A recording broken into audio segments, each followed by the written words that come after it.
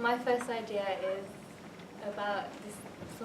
We enter someone's dream, and they're conquering the biggest fear, which could be bullying. And whatever happens in the dream happens in real life. So he has to try and defeat them, and then he wakes up, and then when he's awake, he can stand up to the bullies. So basically, the moral of the story is words can be powerful. So, second idea is about a patient and a psychiatrist, and he's being discharged, but he has the symptoms of a schizophrenic patient, and whatever he's feeling, all of his emotions come to life. My third one is about this girl who comes to school, and she brings a packed lunch every day, and basically there's this homeless person who lives in the lift, and he's stealing her lunch, and she finds out who he is, and then she starts bringing 2 lunches, so helping others. And the fourth one is a mix of the first and the second one, and it's about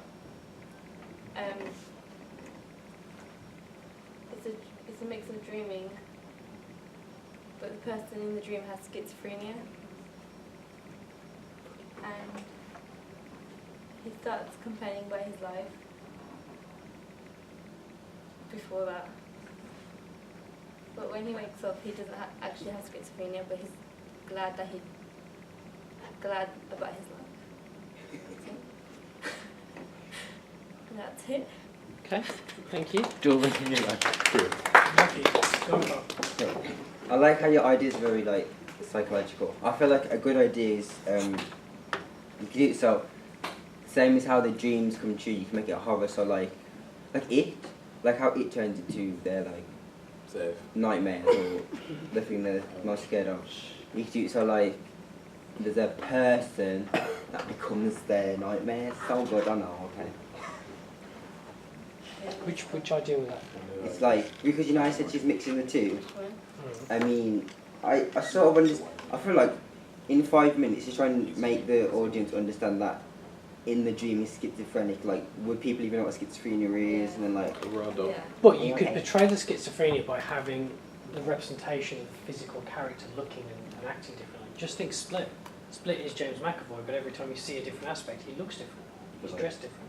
I get that. But if you compress that into 5 minutes, you could almost have him arguing with himself, and yet every one of these personalities is dressed and looking differently. It's going to be hard for whoever's acting it, but you could do that. You could have this physical blend of how he feels inside of himself being played out.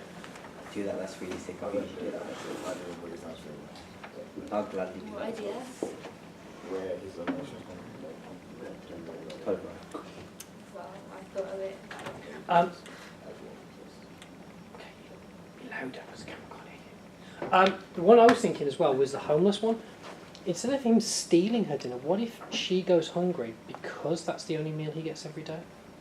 So she sacrifices the food that she could take to help him. I love the idea, which he didn't say out loud, that he lives in the elevator because it's broken, which is kind of representing society and how we look at the homeless. I thought that was really good.